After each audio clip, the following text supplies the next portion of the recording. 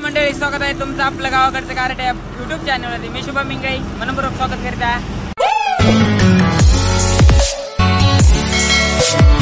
धर्मापुरी चौकामध्ये नाही हो, रोडवर धर्मापुरी गंगाखेड परळी हे चौक आहे. धर्मापुरी चौक फाटा म्हणतात.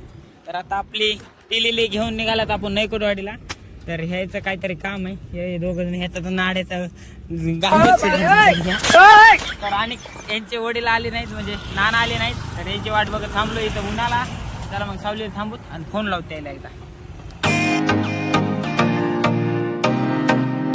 तर आपण माऊलीच्या गावात पोहोचला. कॉलेज वरला मित्र आपला.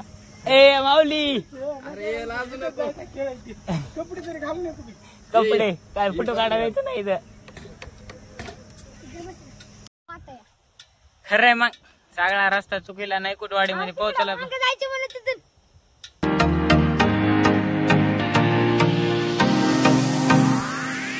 रानात आलात मोसंबीच्या बागात. मोसंब्याच नाही का, पण ऊन लय जोरात लागले. अर्धापासून माहिती असते पण नाही. तर बघूत झाले पूजा हे झाले सगळं.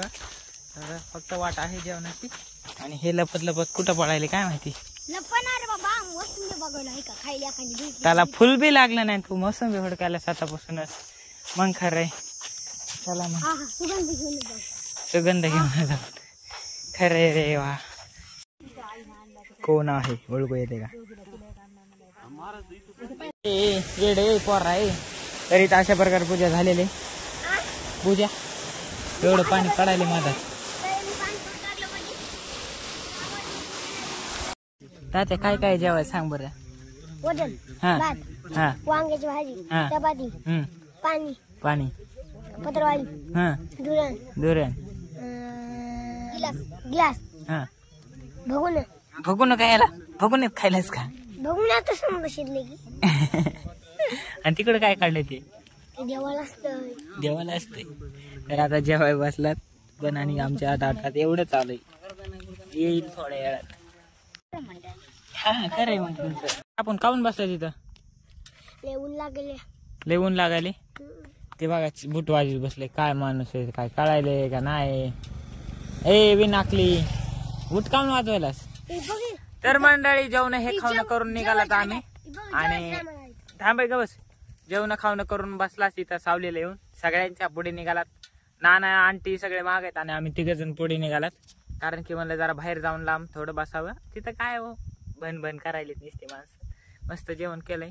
भाजी. आता आम्ही जातो आहे कुठं? मग जेवण जास्त झालं काय की याला. गाठ सकाळपासून त्या नाड्याची गाठच सुट लय अवघड. आणि घालून आलंय ते तसलं शर्ट काय बाबा. मग ज्ञाना काय म्हणतो या गोष्टीवर? नाही रे बा, मला नको सांगू. कसली गार सावली वडाची. आणि इथं हे पाण्याचं हौद मोठं. ए गाडी वे गाडी. तर थांबला होतात पण ऊन लय असल्यामुळे जायला तिकडे. ह्याच्यात नाडा सुट नाही सकाळपासून.